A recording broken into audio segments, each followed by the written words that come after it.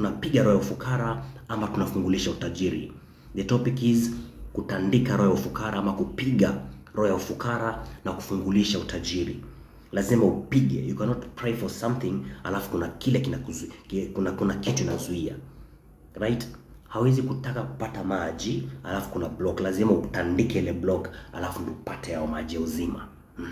Sasa leo sisi tumejipanga kijeshi zaidi kutandika wakuu na wafalme, wachawi na yoyote ambaye anazuia.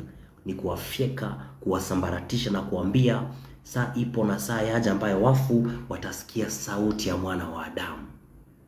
Saa ipo na saa yaja ambayo wafu watasikia sauti ya mwana wa Adamu. Wewe ni mwana wa Adamu, yani mwanadamu, umepewa uwezo, umepewa mamlaka. Wafu, kuna watu wanadhani ni watu waliokufa tu. Hata kuna mtu anaweza kuwa hai lakini ni mfu, ni mchawi, ni mwana wa kuasi. Nanyi mlikuwa wafu katika dhambi zenu na njia mlizozifuata kwa kumfuata yule mkuu wa ulimwengu, yule roho atendaye kazi ndani ya wana wa kuasi. Ukiwa kwenye dhambi unahesabiwa umekufa ingawaje uko hai. Wachawi kwenye ulimwengu wa roho, kwa ulimwengu wa Mungu, wanahesabiwa kama wafu. Sasa wale wafu wale, saa ipo na saa yaja ambayo wafu watasikia sauti ya mwana wa Adamu. Wale sasa nataka tuwatandike na sauti ya mwana wa Adamu ambao ndio sisi, katika jina la Yesu Kristo. Ewe mama mchawi, dada mchawi, achia nafsi yangu, achia roho, achia nyota. Watasikia sauti ya mwana wa Adamu. Ukisema na kufyeka katika jina la Yesu Kristo, huyo ni mwana wa Adamu amesema anafyeka mchawi. Usiwache mwanamke mchawi akaishi. Kumbuka imeandikwa, mwanamke au mwanamume aliye mchawi ama anayefuga mapepo lazima atauliwa, atapigwa kwa mawe na damu yake itakuwa juu ya kichwa chake. Tunawatandika, ila ni kwenye ulimwengu wa roho. Usije ukamfuata mama mchawi umemwota kwenye ndoto ukaanza kumpiga makonde. Achana naye. Tunapatana naye kwenye ulimwengu wa roho. Unasema katika jina la Yesu Kristo, kwa mamlaka ya damu na kondoo, na kushambulia na kuvunja. Tena unamtaja kwa jina. Kama unamjua, kama anaitwa ewe mjomba, ewe dada, mama, unamtaja kwa jina, unamsambaratisha, unamvunja. Ule ndio mtesi wako. Ule ndio mtesi wako. Amejenga madhabahu, ameweka mikataba, hata fanikiwa huyu. Ule ndio mshtaki wako. Fyeka, vunja, ponda. Kitabu cha Proverbs 19, Methali 19 mstari wa 7 inasema, ndugu zake maskini humchukia wote. Yaani ukiwa maskini wewe, hata ndugu zako wanakuchukia. Your own brothers, your own sisters wanakuchukia pasipo na sababu. Kumbuka umetupiwa roho ya ufukara. Umetupiwa roho ya ufukara. Roho ya ufukara huwa inakuja na roho zingine. Inaweza kuja na mauti, inaweza kuja na magonjwa. Ni roho ya ufukara umetupiwa. So hata ndugu zako wanakukataa. Kumaanisha nini? Si ufukara tu uliotupiwa, umetupiwa pia roho ya kukataliwa. Kuna watu pia wametupiwa roho ya kukataliwa, inaambatana na roho zingine. Biblia inasema pepo akimtoka mtu huzunguka akitafuta pa kutua. Akikosa yule pepo anarudi kuangalia kama ile nyumba iko safi. Safi kumaanisha nini? Haijajazwa na Roho Mtakatifu. Akipata iko safi, yani kwa muktadha wao, anarudi anaita wenzake 7 walio wabaya zaidi kumliko wa kwanza, na hali yule mtu inakuwa mbaya kuliko ilivyokuwa mwanzo. Umenipata? So unatupiwa roho moja, ile roho inazaa vitu zingine. Unatupiwa kwa ugonjwa na kufanya unapoteza pesa wapi? Hospitalini. Unatupiwa yani roho ya kukataliwa. Katika ile kukataliwa pia kazi ya upati. Pia ni roho ya ufukara. Lazima tuivunje, lazima tuipasue. Mhubiri 9 mstari wa 16 inasema, basi mimi nasema hekima ni bora kuliko nguvu, ingawa hekima ya maskini haithaminiwi. Naonyesha vile umaskini ni something, usiseme hata isikutoke kwenye kinywa chako. Hata kwa bahati mbaya koma kusema sina. Unayo kwa jina la Yesu. Unasema mpaka inakuwa. Ndio hujapata gari, lakini haimaanishi huna. Tumebarikiwa sisi kwa baraka zote kwenye ulimwengu wa roho. Kuna uwezekano kesho unaweza pata gari. Usijifunge kwa maneno yako mwenyewe. Usije ukakaribisha roho ya ufukara kwa maneno yako mwenyewe. So Mhubiri 9 mstari wa 16 inasema, basi mimi nasema hekima ni bora kuliko nguvu, ingawa hekima ya maskini haithaminiwi na maneno yake hayasikilizwi. Ukiwa fukara ni maneno yako hayasikilizwi. Yaani wewe na ufukara, hata uende kuongea watakwambia muone huyu anaongea nini. Kichwa kama watakutusi wengine, maana hauna pesa, maana haujafanikiwa. Na sisemi wote wana pesa wanamtumikia Mungu. Kuna watu wamepata pesa kwa njia zingine. Akiongea watu wanamsikiza. Sababu gani? Watu wanaona pesa. Kuwa maskini sio mbaya, ila kupuuzia kuwa maskini sio asili yako ndio mbaya zaidi. Being poor is not a problem. We have poor among us, but kutojua kuwa haufai kuzidi kukaa kwenye umaskini, sasa ndio mbaya kuliko umaskini wenyewe. Kukosa hekima. Watu wangu wanaangamia kwa kukosa maarifa. Kitabu cha Methali 8:17 inasema, nampenda wanipendao, wanitafutao kwa bidii watanipata. Mungu anasema kabisa anampenda wale wampendao, wamtafutao kwa bidii watampata. Utajiri na heshima viko kwangu, na mali idumuyo. Sijui kama unanipata. Utajiri na heshima iko kwake, na mali na idumu. Mungu anakuambia kabisa nampenda anipendao. Right? Anaomba kwa bidii ataniona. Utajiri na heshima. Utajiri inaambatana na heshima. Ndio maana maskini hapa haheshimiki, maana hana huo utajiri. So utajiri zinaambatana na heshima, ila anakupatia pia mali inayodumu. Kuna mali inayodumu. Ayubu 1:10 Biblia inasemaje? Shetani hapa anaongea na Mungu, anamwambia, kwani wewe Mungu hukumzunguka kwa ukingo pande zote, na nyumba yake na vitu vyake vyote, ukabariki kazi ya mikono yake, na mali yake ukaiongeza juu ya nchi. Unanielewa? Yaani Mungu anakuambia, kwani wewe haukumzunguka kwa ukingo pande zote, na nyumba yake na vitu vyake vyote, ukabariki kazi ya mikono yake, na mali yake ukaiongeza juu ya nchi. Yaani Mungu akikubariki anakuletea ulinzi. Anakupa heshima. Ndio maana Biblia inasema palitokea mtu katika mji wa Uzi. Jina lake aliitwa Ayubu. Alikuwa mkamilifu. Huyu ni Ayubu 1. Alikuwa mkamilifu. Yaani unaambiwa huyu jamaa alikuwa tajiri. Paka mali zake zimetajwa na ng'ombe zake 1000. Zimetajwa kabisa pale. Mungu akikubariki sasa, anakuwekea ulinzi, anakuzungushia ukingo, anabariki kazi ya mikono yako, alafu mali yako anaiongeza katika nchi. Unapata mali inayodumu. Ila kuna mali isiyodumu. Shetani pia anajiita mkuu wa ulimwengu, anajiita Mungu wa ulimwengu huu. Ndio maana ukisoma kitabu cha Luka 4 kuanzia mstari wa 5 mpaka wa 6 inasema, Shetani kisha akampandisha Yesu katika mnara. Kwa dakika moja tu akampandisha Yesu katika mnara, akamwonyesha milki na falme za dunia. Akamwambia, unaona, you see, kila kitu unachokiona hapa kiko katika uweza wa mikono yangu, nami umpatia yoyote nitakaye. Na Yesu akubisha. Anamchukua Yesu, anamchukua Mungu, anamwambia nimepewa all these are mine. Sababu alikuwa ameiba, anajiita Mungu ulimwengu huu. Lakini sasa ule ufalme tumepewa sisi. Ule jamaa hana lolote, wachawi hawana lolote. Ni wewe tu unaogopa kumiliki. Umejiwekea maneno yaani umejifunga kwa maneno yako. Mimi siwezi miliki gari kama lile. Na asikwambia huwezi kumiliki nani? Unaweza kumiliki, unaweza mambo yote katika yule akutiaye nguvu. Unamiliki, total takeover. Unamiliki, unaomba kabisa. Tena unaweza iandika kabisa. Unasema katika jina la Yesu. Kama ni gari, kama ni biashara, unasema kwa mamlaka ya damu na kondoo, imeandikwa, Baba ulibariki Ayubu ukamzunguka kwa ukingo pande zote, nami naamuru kwa damu na kondoo zile baraka za gari katika jina la Yesu nazifungulisha kwa mamlaka ya damu na kondoo, na yule anayezuia ninamponda katika jina la Yesu Kristo. Imeandikwa, niombe chochote kwa jina la Yesu nami nitapewa kwa mamlaka ya damu na kondoo. Naitisha gari sasa, nafungulisha gari, maana umenibariki mimi kwa baraka zote kwenye ulimwengu roho. Kila laana inayozuia ninaivunja katika jina la Yesu Kristo. Unaomba hivyo, yani pole ni kama unacheza tu, lakini ni maneno yenye nguvu. Ukitaka kumiliki mapema, unaanza kwa miaka ukiwa mchanga, na njia rahisi ya kumiliki speed. Unaongeza nguvu kwenye maombi, alafu unaongeza nguvu kwenye kutenda. A little folding of hands, a little slumber and a little folding of hands, and poverty will strike you like a thief. Umaskini utakupata kama mwizi.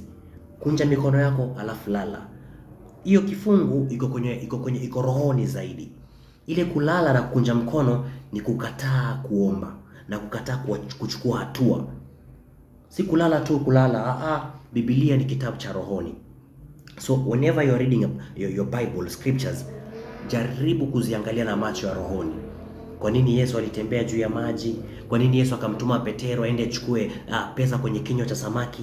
Kwa nini Yesu alinyamazisha dhoruba?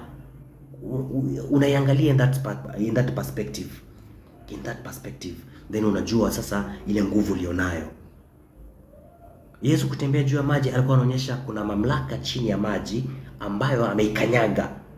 Yesu kumtuma Petero aende achukue sarafu pesa kwenye maji, kumaanisha kuna hazina za gizani zimetoka kwenye ulimwengu wa roho wa kishetani, ila ya baharini. Inafaa tuimiliki na tumumbe mtu kwa mfano wetu. Ili aje atawale ndege wa angani. Kuna falme kwenye anga, wanyama, samaki wa baharini. Muijaze dunia na muitiishe. Wake ni kujaza dunia and to command, kuijaza dunia na kuitiisha dunia unavyoiona wewe. Tumeona shetani hapa alimuonyesha Yesu kwa dakika moja milki na falme kwa dakika moja. So sisi tunaweza kumiliki mahali utakapokanyaga na wayo ya miguu yako utapamiliki. Ni yetu kumiliki. Kazi yako ni kuomba tu na kuchukua hatua. Kuomba tu. Unasema maombi, kuna maombi ya kuambia ya kuamuru malaika achukue hatua zako. Unasema katika jina la Yesu Kristo imeandikwa, Baba unapenda hatua zangu, wewe ndio taa ya miguu yangu, kwa mamlaka Damu na Kondoo. Naamuru malaika afanikishe biashara yangu, naamuru malaika afanikishe ndoa, afanikishe uchumi wangu katika jina la Yesu Kristo. Yule anaizuia na mfyeka katika jina, na mponda kwa mamlaka Damu na Kondoo. Unaomba hivyo tu. Unasema imeandikwa niijaze dunia na niitiishe, na itiisha afya na itiisha katika jina la Yesu Kristo. Utajiri na utiisha kwa mamlaka Damu na, you command it. Utajiri ni roho, inasikia ukiita, inasikia sauti ya mwana wa Adamu. Ufalme wa Mungu haujajengwa kwa maneno, umejengwa kwa nguvu. Unasema katika jina la Yesu Kristo utajiri na kufungulisha sasa kwa Damu na Kondoo, na kuamuru udhihirike kwangu katika. Tena unaweza kuandika, nataka nyumba ya bedroom 3, nataka nyumba ya bedroom 4, nataka gari. Unaandika kabisa. Mfalme Hezekia mfalme Yosafati alipatiwa waraka kutoka kwa Senakeribu. Ametusi Mungu, akasema ni taifa gani ambayo imeshindana na miungu ya Midiani. Akatusi Hezekia. Yosafati akachukua ile barua, Hezekia akachukua ile barua akaiweka mbele za Bwana, akaanza kuomba. Wewe pia unaandika, nataka gari, nataka biashara, nataka ikuwe na branches mingi, nataka pesa kwenye akaunti yangu, nataka kazi. Unaandika pale. Alafu unaingia kwenye maombi. Unasema kama vile Hezekia alivyoweka waraka wa Senakeribu, nami waraka huu wa mambo nayataka naweka kwako katika jina la Yesu Kristo, kwa mamlaka ya Damu na Kondoo. Nafungulisha gari, nafungulisha biashara, nafungulisha ndoa, nafungulisha mtaji, branches na miliki nchi katika jina la Yesu Kristo. Yule anaizuia na ponda, anaizuia na mfyeka katika jina la Yesu Kristo. Kila madhabahu, kila ngome na ambayo inanizuia ninaivunja. Unaomba tu, unakuwa na maombi kama yale, unamiliki kabisa. Kitabu cha Ufunuo 2 kuanzia mstari wa 16 mpaka 17 nasema, basi tubu, na usipotubu nitakuja kwako upesi, nami nitapigana nawe kwa upanga wa kinywa changu. Hapa ni Yesu anasema. Haya ni mafunuo ya Yohana. Mstari wa 17 inasema, yeye aliye na sikio na asikie neno hili ambalo Roho anaambia makanisa. Yeye ashindaye nitampa baadhi ya mana iliyofichwa. Utapewa baadhi ya mana iliyofichwa, nami nitampa jiwe jeupe, na juu ya jiwe hilo kuna jina jipya limeandikwa asilolijua mtu. Mungu anakwambiaje? Yaani ukimpenda, wacha niweke kwa njia ambayo tutaelewa. Ukimpenda na kufuata njia zake, atakupa mana iliyofichwa kuna mana. Mana kilikuwa ni chakula cha malaika. Mana inaweza kuwa kwetu sisi, inaweza dhihirika kama pesa. Kwetu sisi inaweza dhihirika kama afya. Kwetu sisi inaweza dhihirika kama mali. Utapewa, imefichwa ila utapewa. Na utapewa jina, utapewa jiwe jeupe. Na katika jiwe hilo kutakuwa na jina asilolijua mtu, utaitwa tajiri. Kwa muktadha wetu wa leo utaitwa tajiri. Utamuita, muone ule dada mwenye makampuni, muone ule dada mwenye familia nzuri, muone ule dada mwenye biashara, zile biashara ni zake. Utapewa jina jipya juu ya sura ya nchi. Kuna maana utapewa. Ndio maana kitabu cha Isaiah 45, kitabu cha Isaiah 45 chapter 2 mpaka 3 inasema, nitakwenda mbele zako, nitasawazisha milima, nitavunja mapigo ya shaba, nitavunja malango ya chuma, nitakupa hazina za gizani na mali iliyofichwa mahali pasiri. Upate kujua kwamba mimi ndiye Bwana. Yaani Mungu anakuambia sikiza bana, relax. Tumeona hapa kuna maana iliyofichwa mahali pasiri, alafu utapewa jina jipya, utapewa jiwe jeupe, na katika hilo jiwe kuna jina limeandikwa pale asilolijua mtu. Sasa hivi unaweza jiona, I'm just Kenneth. In few years utakuwa unaitwa Sir Kenneth. Utakuwa unaitwa Sir Alex. Yaani utakuwa unaitwa boss. Kuna watu watakuwa wanakuita una makampuni, umeajiri watu. Ila lazima upigane na wafalme. Kuna wakuu wa malango wamezuia usipate utajiri. Wabomoe, unaogopa nini? Kuna mchawi kwenye familia anatumia nyota za watu. Pasua vipande. Kuna malango ya chuma. Ukiwa unatumia hiki kifungu Isaiah 45:2-3 unasema, katika jina la Yesu Kristo imeandikwa, Baba umenitangulia, umesawazisha milima, umevunja malango ya chuma, umepiga mapigo ya shaba, umenipa hazina za gizani na mali iliyofichwa mahali pasiri. Ukiomba hivyo sasa, yale maneno unayachukua sasa yanakuwa kama yako kwa jina la Yesu. Unasema, natangulia katika jina la Yesu Kristo, nasawazisha kila milima. Wewe ndio unasawazisha. Wewe ndio mkono wa Mungu hapa duniani. Wewe ndio rungu na silaha za Bwana za vita. Kitabu kilikuwa Ufunuo 2 mstari wa 16 mpaka 17. Si wewe ndio rungu na silaha za Bwana za vita? Unasema, katika jina la Yesu Kristo natangulia Baba, in the name of Jesus, na watangulia, nasawazisha kila milima, kila magumu yaliyowekwa kwangu nisiwe tajiri, ninazisawazisha kwa mamlaka ya tamanako. Kila malango ya shaba yaliyowekwa nisipate mali, ninaivunja kwa mamlaka ya tamanako. Ndo kila mapigo ya chuma yaliyowekwa nisipate utajiri, ninaibomoa kwa mamlaka ya tamanako. Ndo nachukua hazina za gizani. Wewe nachukua hazina za gizani, ile mali iliyofichwa mahali pasiri, ninaichukua sasa katika jina la Yesu Kristo. Utajiri na uchukua, utajiri uliopelekwa mahali pasiri, nyota yangu iliyopelekwa mahali pasiri, ninaichukua. Una repossess. Kumbuka, hakuna baraka zako mbinguni ukiwa kwenye ulimwengu wa damu na nyama. Ulishapewa. Mbinguni kuna baraka zako, kuna mali yako, ila ukiwa kwenye ulimwengu wa roho, ukiwa roho. Lakini the moment uko na roho inaishi ndani ya mwili, kumaanisha uwezo wako umepewa kwenye nchi, unafaa umiliki hapa. Atukuzwe Mungu Baba wa Baba yetu Yesu Kristo, aliyetubariki sisi kwa baraka zote kwenye ulimwengu wa roho. Na nipata aliyetubariki sisi kwa baraka zote kwenye ulimwengu wa roho. Wa Korintho 2 Corinthians 8 verse 9 inasema, maana mnajua neema ya Bwana Yesu Kristo, ijapokuwa alikuwa tajiri akaishi maisha ya umaskini, ili kwa umaskini ule sisi tuwe matajiri. Hapa duniani Yesu alikuja duniani akawa kama fukara. Kuna mali nasema ndege wana viota vyao. Unaona?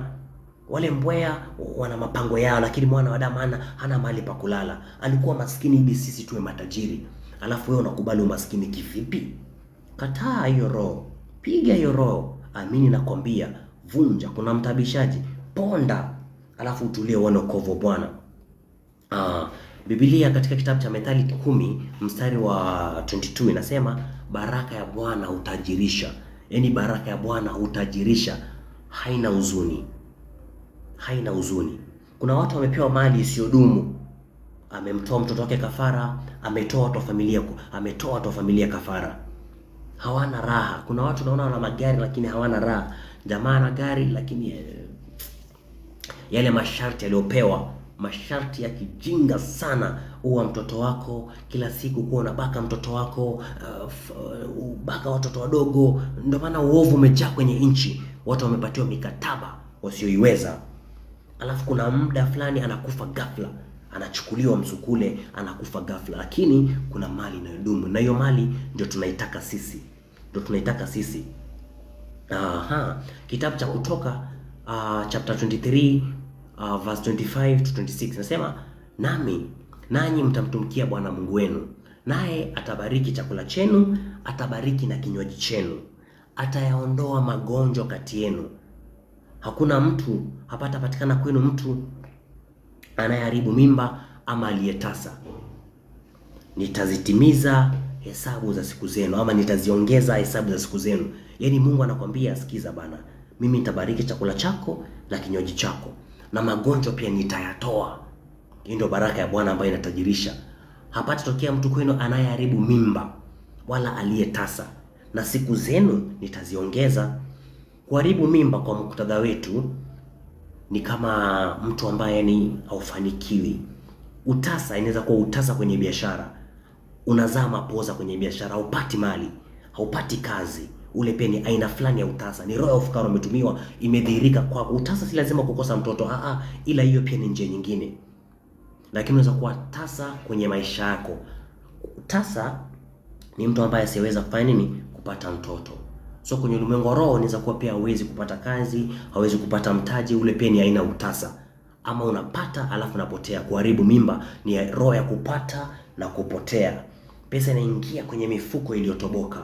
Ndio maana Mungu anasema tuzichunguze njia zetu, maana tunaomba na hatupati. Tukipata pesa tunaingiza kwenye mifuko iliyotoboka. Tuzichunguze njia zetu. Tunaukaribia sasa ufalme wa Mungu, alafu tunaanza kubomoa, tunaanza kufyeka, tunaanza kupasua, tunateketeza katika jina la Yesu Kristo. Kumbuka imeandikwa, Mungu anawainua wahitaji kutoka mavumbini, anawainua wenye njaa kutoka njaani, anawaketisha na wafalme. Unavyojiona wewe ulivyo tu, wewe ni mtu wa maana sana kwenye dunia, ila umewekwa kwenye box. Unajisi mimi ni wa kawaida. Wewe si wa kawaida. Vunja, haribu, teketeza, miliki. Mahali utakapokanyaga na wawe miguu yako utapamiliki. Unamiliki. Unasema katika jina la Yesu. Kama unaishi Dar es Salaam, unasema katika jina la Yesu Kristo, Dar es Salaam naimiliki kwa damu na kondoo, maana imeandikwa, mahali nitakapokanyaga na wawe miguu yangu nitapamiliki. Na wakamata wakuu wa Dar es Salaam, na wakamata wafalme wa Dar es Salaam, wanaoshika biashara, wanaoshika mtaji, wanaoshika afya. Ninawavunja katika jina la Yesu Kristo. Kwa mamlaka ya damu na kondoo, unamiliki nchi, unamiliki utajiri na heshima ziko naye. Unasema katika jina la Yesu Kristo, imeandikwa, unampenda kupendaye, akuombaye kwa bidii atakupata, maana utajiri na heshima ziko nawe, naam, na mali inayodumu. Baba, napata mali inayodumu katika jina la Yesu Kristo. Nafungulisha heshima kwa mamlaka. Yaani unabomoa. Ni maombi ya vita, ni maombi ya kupasua, fyeka pale, vunja yule, teketeza yule, ponda wafalme, ponda wakuu. Njia rahisi ya kupigana ni kutandika wale wakuu. Hawa wadogo ukipiga ule mkuu wao, wadogo wanatawanyika. Alafu kuwa mwingi wa kuvunja madhabahu. Amini nakwambia, ukiwa na maarifa ya kupigana, maombi ya dakika 15 yanafaa sana kuliko mtu ambaye ameshinda pale, Baba, nakuja mbele zako Baba. Baba, nimeumia sana, nimeteswa.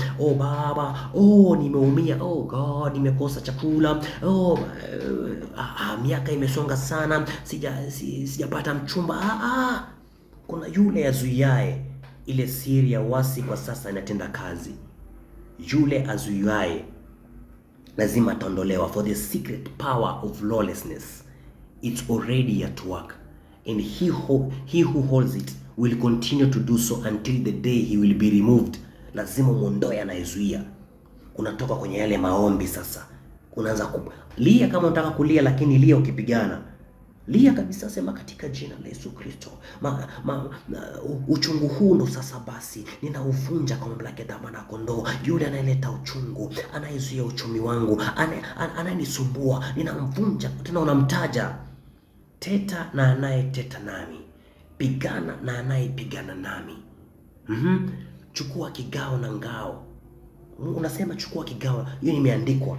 Sasa yale ni maneno ya Daudi, anamwomba Mungu, lakini sasa vita ilibadilika Yesu alipokuja. Ni sisi tunatumia mamlaka kwenye ulimwengu wa roho. Unasema imeandikwa, teta na naye teta nami, pigana na naye pigana nami. Navaa mamlaka sasa, na teta na yule anayeteta nami, ninamponda ponda katika jina la Yesu Kristo. Na pigana na yule anayepigana nami, ninamvunja vunja kwa mamlaka ya damu na kondoo. Imeandikwa, Baba wewe ndio kimbilio letu na nguvu na msaada unaopatikana tele wakati wa mateso. Yule anayeleta mateso kwangu, ninamshambulia kwa damu na kondoo. Imeandikwa, Baba utanilinda na mitego za mwindaji na ile tauni inayoharibu. Kila mitego za waindaji za kulinda, za kutega biashara, za kutega ndoa yangu, za kutega uchumi wangu, ninaziharibu, ninazivunja. Yani ni wewe unaongea sasa, ni wewe unaachilia moto. Neno la Mungu ni moto lao. Neno la Mungu ni nyundo inayovunja miamba vipande vipande. Unachanganya kifungu, alafu nasema mimi ndio rungu sasa, na silaha za Bwana za vita ninavunja madhabahu vipande vipande, ninapasua. Kwenye ulimwengu wa roho unawaangaisha, kwenye ulimwengu wa roho wanakuona hivi, wanakushangaa. Ndio maana wengine wanakujia kwa ndoto kama simba. Aje kama simba, piga. Aje kama nyoka, vunja. Akija kama simba, hata usitake kujua ni nani, unasema katika jina la Yesu Kristo, uliyenijia na sura ya simba, nami nakujia na sura ya damu mwana kondoo. Ninakuvunja, ninakusambaratisha, ninakupasua katika jina la Yesu Kristo. Mkuu wako namkamata, maana yupo aliyemtuma. Unasema mkuu wako namkamata, mfalme aliyekutuma na kukamata, madhabahu yake naikamata, ninaivunja vunja katika jina la Yesu Kristo, ninaiponda. Ukiomba hivyo utaona mabadiliko makubwa. Cha kwanza, utaanza kupata amani. Cha pili, utapata ujasiri, utapata utulivu. Anakuja na sura Leviathan, unamfyeka, unasema ilikuwa siku ya Bwana, Bwana akatoa upanga mkuu tayari kumkata Leviathan. Naam, yule nyoka kuzonga zonga na ipinduka pinduka, nami natoa upanga rohoni sasa, ninamfyeka katika jina la Yesu Kristo. Yule nyoka wa baharini anayezuia baraka zangu, ninakuponda. Mchawi wa familia unayezuia biashara yangu, ninakuvunja vunja. Ewe mfalme uliyeshika ndoa yangu, ninakuponda katika jina la Yesu. Unaomba ni kama unaongea. Maombi ni maongezi yako na Mungu, ila unatumia mamlaka, maana Mungu ako ndani yako. Yule anayezuia. Jua ukitaka kuomba, jua kuna madhabahu, jua kuna mikataba, kuna kafara zilitolewa, alafu kuna watu kabisa, alafu kuna maroho. Unashambulia zote. Nataka sasa tuingie kwenye maombi, tutandike. Lakini kabla nimalize, kabla tuanze kuomba, kitabu cha Methali 22 mstari wa 7 inasema, tajiri humtawala maskini, naye akopaye ni mtumwa wa yule anayekopesha. Unaona? Tajiri humtawala maskini. Sasa sisi kwa bahati mbaya unapata wale watu wanatumia nyota za watu, wachawi wanajaribu kutu control, sababu si wana pesa. Anahisi yako na sauti juu yako sababu hauna pesa. Huo muda umeisha. Saa ipo na saa yaja ambao wafu watasikia sauti ya mwanadamu. Kumbuka, kama vile Mungu anavyouisha wafu, ndivyo mwana anavyouisha chochote akitakacho. Kuisha ni kuipatia uhai. Inaweza kuwa ni nyota yako, ni nafsi yako. Tuna huo uwezo, tuko nao. Tunapiga. Sisi si watu wa kufanya nini, wa kukontrolia na watu ambao wanakunywa damu za watu kwenye makaburi. Ndio sasa basi, ni kuvunja, ni kupasua. Tunawatawala sisi. Sisi tumezaliwa na Mungu na tumeushinda ulimwengu. Tuanze kuomba, tujitakase. Nataka tutandike roho ya ufukara vile inavyofaa.